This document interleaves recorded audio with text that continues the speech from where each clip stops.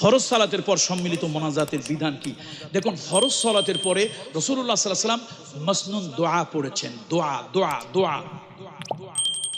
দোয়া রাসূলুল্লাহ সাল্লাল্লাহু আলাইহি ওয়াসাল্লাম ফরজ সালাতের পর প্রথম বলেছেন আল্লাহু আকবার, এরপর বলেছেন আস্তাগফিরুল্লাহ আস্তাগফিরুল্লাহ আস্তাগফিরুল্লাহ, আল্লাহুম্মা আনতা সালাম ওয়া মিনকা সালাম লা ইলাহা ইল্লাল্লাহু ওয়াহদাহু লা শারীকা লাহু, এটা পড়েছেন।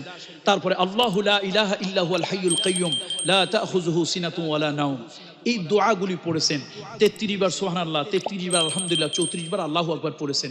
আমার একটা কষ্ট লাগে ভাই, আমিও হানাফি, এই কোরআন হাতে নিয়ে কসম খাচ্ছি আমি হানাফি, এবং আমি ইমাম আবু হানিফার মাসলাক আমার কাছে ভালো লাগে, অনুসরণ করি, কিন্তু গোড়ামি ভালো লাগে না ভাই। ইমাম আবু হানিফা কোন কিতাবে লেখছে তোমার গোড়ামি করতে?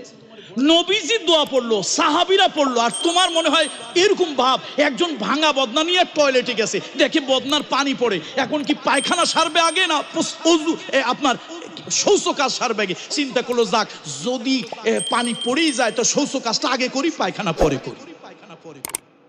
এখন আমার রাগ করেন, আমি ইমামদের সম্মান করি, আমি ইমামদেরকে শ্রদ্ধা করি, ইমামদের পায়ে আমি হাত দিলাম, 2 হাত দিয়া আমি ইমামদের পাও জড়ায় ধরে অনুরোধ করলাম, হুজুর আপনি আমার উপর রাগ করেন না, আপনার পাও ধরে অনুরোধ করতেছি, আপনার পায়ের ধুলা আমার গায়ে মাখে, আপনি সম্মানী হুজুর।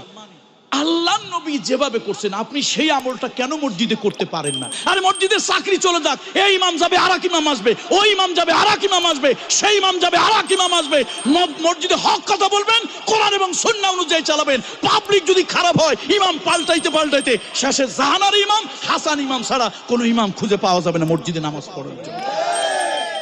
দোষ তো আমাদের, এই মোল্লা ওই মোল্লার চাকরি যা কুতকুত করে, ওর চাকরি বাদ দাও, ওর মসজিদ থেকে বাদ দাও, চাকরিটা আমার হোক। আমি মোনাজাত আপনাদেরকে করতে নিষেধ করছি না, কিন্তু রাসূলুল্লাহ সাল্লাল্লাহু আলাইহি ওয়াসাল্লাম প্রত্যেক ফরজ সালাতের পরে নবী মাসনুন কিছু দোয়া পড়েছেন। তো আপনি হানাফি, আপনার কি নিষেধ নাকি যে দোয়া আপনি পড়তে পারবেন না, পড়বেন না?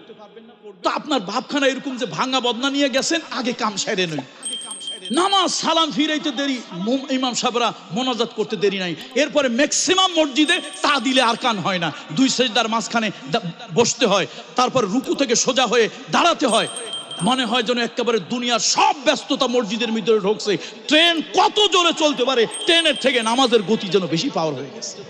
এগুলো আল্লাহর সাথে ফাইজলামি করা। নামাজ পড়তে যাবেন আবার মসজিদ গিয়ে ফাইজলামিও করবে। আপনার নামাজে 4 মিনিট যদি লাগে ভাই, 1টা মিনিট বা 2টা মিনিট বেশি হইলে কি আপনার বিরাট ক্ষতি হয়ে যাবে? 4 মিনিটের জায়গায় মাত্র কয়টা মিনিট? মাত্র 2টা মিনিট। তা দিলে আরকান করেন সহি সুন্দর করে সুবহানাল্লাহি সুবহানা রাব্বিয়াল আলা, একটু পারলে একটু বেশি লাগান, ওবিহামদিহি 2 সেজদার মাঝখানে একটু দোয়া পড়েন। নবীজিকে জিজ্ঞেস করা হলো, রাসূল এই বান্দা আল্লাহর সবথেকে কাছে কখন যায়? নবীজি বললেন, বান্দা যখন নামাজে দাঁড়ায় সেজদা দেয়, আল্লাহর সবথেকে কাছে বান্দা চলে যায়। তাহলে আমরা নামাজে আল্লাহর সবথেকে কাছে, কথা কে বলছে বলেন তো?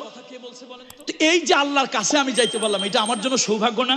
তাহলে এখানে আমার কি কি দরকার, আমার কোন কোন অসুবিধা আছে, আমি নামাজে আল্লাহর কাছে বলবো, এই কাজগুলি আমাদের করা